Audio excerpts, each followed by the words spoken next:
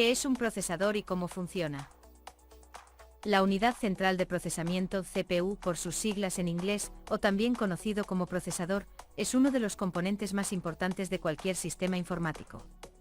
Es el cerebro de la computadora, encargado de procesar las instrucciones y datos necesarios para el funcionamiento de cualquier programa o aplicación. En este artículo os hablaré de cómo funciona todo procesador, independientemente de cuál sea el modelo que estemos hablando. Todo sistema informático tiene un procesador o CPU en su interior, desde el teléfono móvil más simple hasta el superordenador más potente. Es más, incluso una calculadora lleva una por muy sencilla que sea. Y te sorprenderá que hasta en tu lavadora hay una. Sin embargo, muchos usuarios no saben cómo funciona. Es por ello que os he preparado este artículo. ¿Qué es un procesador y cuál fue el primero de la historia? Un procesador, o también conocido como CPU, unidad central de proceso o procesamiento, o microprocesador, es el chip central de todo sistema informático y su trabajo es ejecutar las instrucciones de los diferentes programas informáticos para mostrarnos el resultado en pantalla o cualquier otro periférico con el que comunicar la información al usuario. En realidad, se trata de uno de los primeros chips integrados que aparecieron en la historia de la informática, es decir, que combina en una misma pieza la funcionalidad de varios circuitos integrados más simples. La primera CPU de la historia fue el Intel 4004, pero esto no significa que la funcionalidad de un procesador no existiese antes en los sistemas informáticos de la época. Solo que en vez de estar diseñada por un solo chip, como ocurriría a partir de ese momento, lo que se usó en aquel tiempo eran placas de varios chips TTL cuya funcionalidad en conjunto era la de un microprocesador al completo. En realidad, fue la evolución en el tamaño de los transistores lo que hizo que los diferentes componentes se fuesen integrando entre sí poco a poco. De sistemas básicos a cosas más complejas como una ALU para terminar en los primeros microprocesadores en un chip. ¿Cómo funciona un procesador? Antes de nada, hemos de entender qué es lo que hace una CPU, y lo mejor es describir su funcionamiento de forma ordenada y por partes. Desde el momento en que se trata de una máquina electrónica, pero una máquina, al fin y al cabo, lo que hace un bucle de diferentes pasos que llamamos fetch decode execute o captación de codificación ejecución. Fetch decode execute, el ciclo de instrucción de una CPU. Toda CPU, desde la más simple a la más compleja, sigue el siguiente proceso. En primer lugar, la CPU recibe una instrucción desde la memoria RAM, que indica una operación a realizar. Captación o fetch. A continuación, la instrucción se decodifica por la unidad de control de la CPU, que la traduce en señales eléctricas que indican a los componentes de la CPU qué operación realizar. Tras esto, la unidad de control envía las señales eléctricas a la unidad aritmético-lógica, ALU de la CPU, que es responsable de realizar la operación matemática o lógica indicada en la instrucción. Decodificación o decode. Ya para finalizar, la ALU ejecuta la instrucción y escribe el resultado en la memoria o registro correspondiente para empezar a volver al primer punto. Ejecución o execute. Claro está que esto es una simplificación y cada una de las tres etapas principales se puede dividir en otras más pequeñas. El motivo por el cual se hace esto es por el hecho de que cada etapa ha de durar un ciclo de reloj exacto. Cuanto más simples sean estas en menos tiempo se hacen y por tanto, se puede conseguir mayores velocidades de reloj en un procesador. Hay que aclarar que cuando una instrucción entra en el procesador, la siguiente no tiene que esperar a que se complete, sino solo la etapa actual en la que se encuentra. Por ejemplo, una CPU simple con solo las tres etapas básicas como el 6502, cuando una instrucción se está ejecutando, la siguiente se está decodificando. Componentes de un procesador.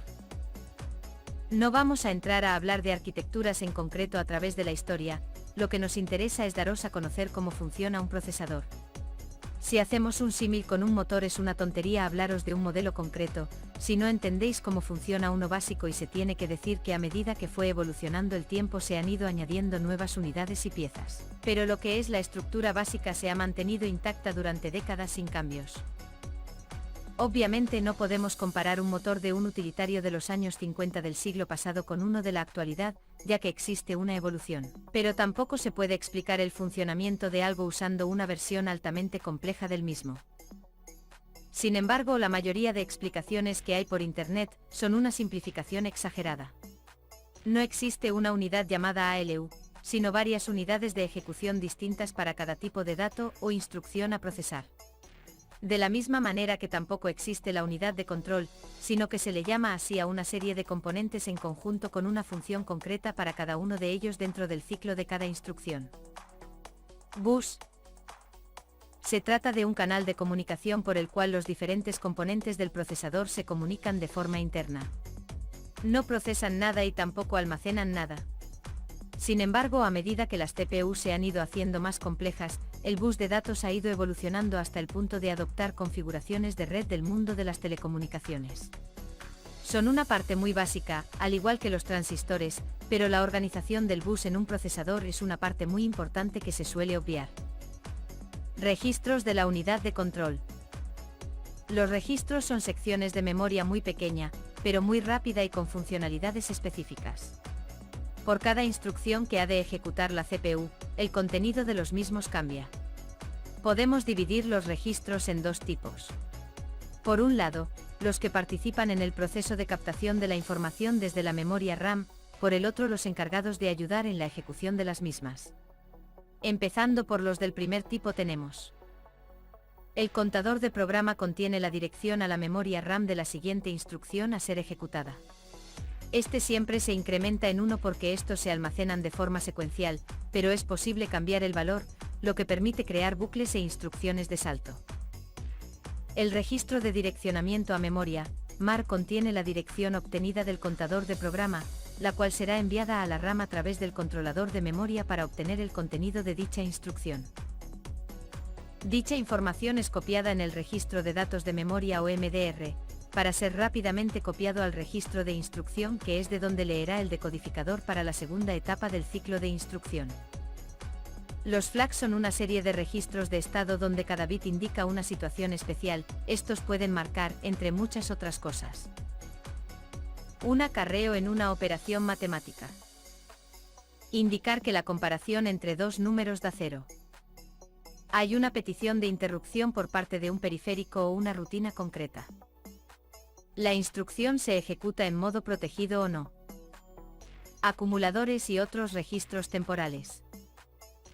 Otro tipo de registros son los acumuladores. Estos se utilizan para almacenar los valores numéricos con los que operarán las unidades aritmético-lógicas para poder realizar sus operaciones correspondientes y poder devolver un resultado. Una ALU puede usar uno o varios registros de este tipo, pero cuando esto se suele hacer se suelen llamar a los registros auxiliares como base. Decodificador. El decodificador de instrucciones de una CPU es una de las piezas más importantes del mismo, ya que su trabajo es leer una instrucción y derivarla a la unidad de ejecución correspondiente, así como escribir en los registros relacionados con cada una de ellas. Lo que hacen es leer los primeros bits de la instrucción, el cual es el código de la misma, y enviarla a los planificadores correspondientes, desde donde serán procesadas en el orden más adecuado para poder ejecutarlas lo más rápido posible. Buffer de reordenamiento. Una vez las instrucciones han sido decodificadas, se envían al buffer de reordenamiento donde se clasifican según el tipo de instrucción. Es decir, si son enteros o coma flotante, una instrucción de salto o de lectura de memoria, etc. Planificadores. Los planificadores se encargan de coger las instrucciones ordenadas por tipo en el buffer de reordenamiento y enviarlas a las unidades de ejecución correspondiente para su resolución final. Se les llama así por el hecho que ordenan las instrucciones no según el orden de ejecución del programa, sino en el orden en el que están disponibles las diferentes unidades de ejecución. Unidades de ejecución. Las unidades de ejecución son las encargadas de resolver las instrucciones y enviar el resultado al registro o dirección de memoria correspondiente. Tradicionalmente se las llama ALU, pero no solamente existen instrucciones de lógica aritmética en un programa, sino también otro tipo de unidades. En todo caso, empezando por las ALU, no existe una unidad de este tipo, ya que en un procesador nos podemos encontrar de diferentes, las cuales las podemos clasificar de tres maneras distintas. Por su tipo, escalares, vectoriales o tensorials. Si pueden operar con enteros o coma flotante. Su rango de precisión, es decir, cuántos bits operan simultáneamente y qué formato estándar de numeración binaria soportan. El tipo de operación que ejecutan. Algunas ALU son simples y pueden realizar operaciones de suma o resta, pero otras son más complejas. Sin embargo, existen otras unidades encargadas de otro tipo de operaciones que son clave para ejecutar los programas. Las unidades de generación de direcciones lo que hacen es calcular la dirección virtual y barra diagonal o física, según sea necesario, tanto de la RAM externa como de los periféricos para que el procesador se pueda comunicar con ellos. Son conocidas también como AGU y trabajan en colaboración con las unidades Load Store para leer y escribir datos en las direcciones de memoria correspondientes. La Branch Unit es la encargada de gestionar las instrucciones de salto, las cuales se encargan de cambiar el valor del contador de programa para representar bucles y saltos en el código.